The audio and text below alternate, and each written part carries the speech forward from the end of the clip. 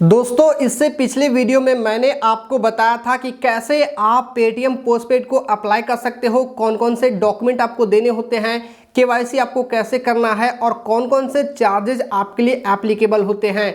और complete process मैंने आपको दिखाया था कि कैसे आप पेटीएम पोस्टपेड को अप्लाई करके अपने लिमिट को आप ले सकते हैं और कहां कहां पे आप पेटीएम पोस्टपेड का यूज़ कर सकते हैं। जैसे कि आप पेट्रोल पंप पे जाके स्कैन करके पेटीएम पोस्टपेड के थ्रू आप पेमेंट कर सकते हैं, किसी भी शॉप पे जाके आप कर सकते हैं। बहुत सारे ऑनलाइन स्टोर हैं जहां पे आप पेटीएम पोस्टपेड के माध्यम से पेमेंट कर सकते हैं। तो इसके ऊपर मैंने ऑलरेडी डिटेल में वीडियो बनाया है। अगर आपने उस वीडियो को अभी तक नहीं देखा है तो जाके आप डिस्क्रिप्शन बॉक्स में मैंने लिंक दे दिया है, जाके आप उस वीडियो को देख सकते हैं। फिलहाल दोस्तों आज इस वीडियो में मैं आपके सामने एक बहुत इंपॉर्टेंट टॉपिक के बारे में बात करने वाला हूं जो कि पेटीएम पोस्टपेड को लेकर है। देखिए बहुत सारे लोग हैं जो कि पेटीएम पोस्टपेड को अप्लाई कर लेते हैं, उनको लिमिट मिल जाता है, लेकिन वो वहां से पेमेंट करने में डरते रहते हैं कि पता नहीं कौन कौन सा चार्ज हमें लगेगा। और बहुत सारे लोगों ने मेरे से क्वेश्चन भी किया है कि सर क्या हम पेटीएम पोस्टपेड के थ्रू पेमेंट करेंगे तो क्या हमें कुछ एक्स्ट्रा पैसे पे करने होंगे। तो इसी के बारे में आज ये वीडियो डिटेल में होने वाली है कि अगर आप पेटीएम पोस्टपेड के थ्रू कोई भी पेमेंट करते हैं तो कितना आपको एक्स्ट्रा चार्ज पेमेंट करना होता है या नहीं करना होता है, इसके बारे में हम यहाँ पे समझेंगे। तो अगर आपको ये वीडियो पसंद आएगा तो प्लीज़ वीडियो को लाइक कीजिएगा, अपने दोस्तों के साथ शेयर करिएगा और चैनल पे आप नए हैं तो चैनल को बिल्कुल सब्सक्राइब कर लीजिएगा, क्योंकि मैं इस तरह के वीडियोस आपके लिए रेगुलर लेकर आता रहता हूं। तो यहाँ पे दोस्तों आप स्क्रीन पर देख सकते हैं, सबसे पहले मैं यहाँ पे आपके सामने पेटीएम के एप्लीकेशन को ओपन करता हूं। यहाँ पे फिंगरप्रिंट को अलाउ करते हैं। अब यहाँ पे यूज़र इंटरफेस कुछ इस प्रकार ओपन हो चुका है। यहाँ पे दोस्तों नीचे आना है और यहाँ पे हमें पेटीएम पोस्टपेड का ऑप्शन मिलता है लोन एंड क्रेडिट कार्ड के सेक्शन में। तो चलिए हम इस पर क्लिक करते हैं। क्लिक करने के बाद दोस्तों आपको यूज़र इंटरफेस कुछ इस प्रकार देखने को मिलता है। यहाँ पे आप देख सकते हैं मेरे पास 6000 का लिमिट है, मैं जब चाहे इसे यूज़ कर सकता हूँ। कहाँ कहाँ पे यूज़ करना है थोड़ी देर बाद मैं आपको दिखा दूंगा। फिलहाल दोस्तों हम बात कर लेते हैं कि आप लोगों का क्वेश्चन था कि क्या सर हम पेटीएम पोस्टपेड का यूज़ करके कोई पेमेंट करते हैं, मान के चलिए पेट्रोल डलवा लिया आपने या कोई ऑनलाइन शॉपिंग कर लिया आपने मिंत्रा पे, तो क्या आपको एक्स्ट्रा चार्ज पे करना होता है। तो यहाँ पे चलिए मैं आपको दिखा देता हूँ। तो दोस्तों यहाँ पे आप देख सकते हैं मैं पासबुक पे क्लिक कर चुका हूं और यहाँ पे आप देख सकते हैं दोस्तों मैंने यहाँ पे लास्ट मंथ में मैंने कुछ सामान यहाँ से ख़रीदा था मिंत्रा से और मैंने पेट्रोल पंप से भी यहाँ पे पेट्रोल को डलवाया था। तो यहाँ पे दोस्तों आप देखेंगे 300 का, 225 रुपये का, 20 रुपये का, 1814 रुपये मैंने मिंत्रा में यहाँ पे खर्च किया है। तो मेरा जो बिल जनरेट हुआ था वो 1 तारीख को हुआ था और मेरे को पेमेंट जो करना था वो 7 तारीख को करना था। आप सभी को पता है पेटीएम पोस्टपेड से आप कोई भी सामान को परचेज करते हैं तो 1 तारीख को आपका बिल जनरेट होता है और 7 तारीख को आपका ड्यू अमाउंट को पे करना होता है। तो यहाँ पे दोस्तों आप देख सकते हैं गौर करने वाली बात है। तो यहाँ पे दोस्तों आप ध्यान से देख सकते हैं, यहाँ पे नोटिस करने वाली बात है। यहाँ पे आप देखेंगे कन्वीनियंस फी आपसे जोड़ा जाता है। यहाँ पे जुलाई मंथ का मेरा कन्वीनियंस फी जोड़ा गया है क्योंकि मैंने यहाँ पे मई में कुछ प्रोडक्ट को खरीदे थे मिंत्रा से, आप यहाँ पे देख सकते हैं, और पेट्रोल वगैरह मैंने यहाँ पे डलवाया था। तो यहाँ पे 55 रुपया 67 पैसा मेरे से कन्वीनियंस फी लिया गया है। तो अब ऐसा क्यों है, तो यहाँ पे दोस्तों मैं आपको यहाँ पे समझा देता हूँ कि आखिर आपसे यहाँ पे कन्वीनियंस फी क्यों जोड़ा जाता है।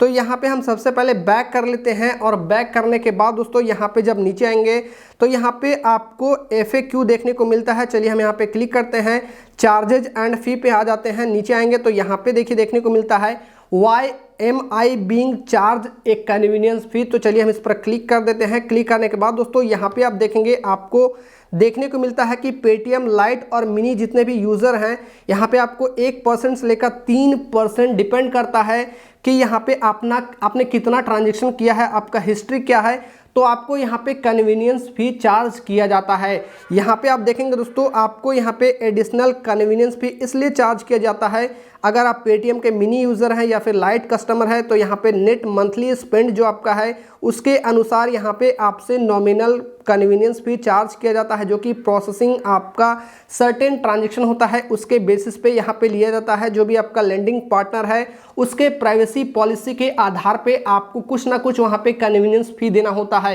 ये डिपेंड करता है कि आपने कितने का ट्रांजेक्शन किया है, आपका उस महीने का कितना ट्रांजेक्शन हुआ है टोटल, उस पर आपको कुछ ना कुछ कन्वीनियंस चार्ज देना होगा।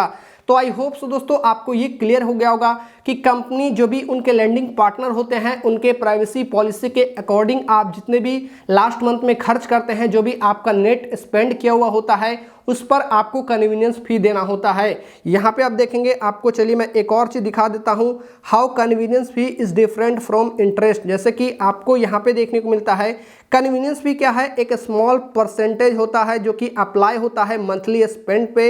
ये इंटरेस्ट से काफ़ी अलग है। इंटरेस्ट तो कंपनी बोलती है कि हम अगर आपको इतना पैसा देते हैं तो उसमें आपको इतना इंटरेस्ट चार्ज करना होगा मंथली बेसिस पे या फिर एनुअल बेसिस पे, लेकिन यहाँ पे कन्वीनियंस फी उससे अलग है। यहाँ पे आपको स्मॉल परसेंटेज देना होता है जो कि आपके मंथली स्पेंड पे वो डिपेंड करता है और अप्लाई होता है महीने में एक ही बार वो आपसे लेती है। जब भी आप उसका पेमेंट करते हैं, जैसे कि पेटीएम पोस्टपेड का आप अगर उधार को चुकाते हैं, आप पेमेंट करते हैं, उसी समय कंपनी आपसे कन्वीनियंस फी चार्ज करती है।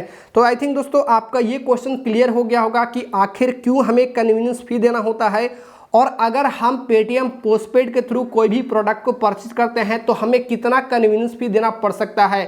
तो ऐसा कोई सर्टेन अमाउंट नहीं है कि आपको इतना देना पड़ सकता है, लेकिन दोस्तों जानकारी के लिए मैं आपको बता दूं कि आपका जो भी लास्ट मंथ में जितना भी आपने स्पेंड किया है उसके अकॉर्डिंग आपका जो भी ट्रांजैक्शन रहा है उस पर दोस्तों आपको स्मॉल परसेंटेज पर कन्वीनियंस फी देना होता है।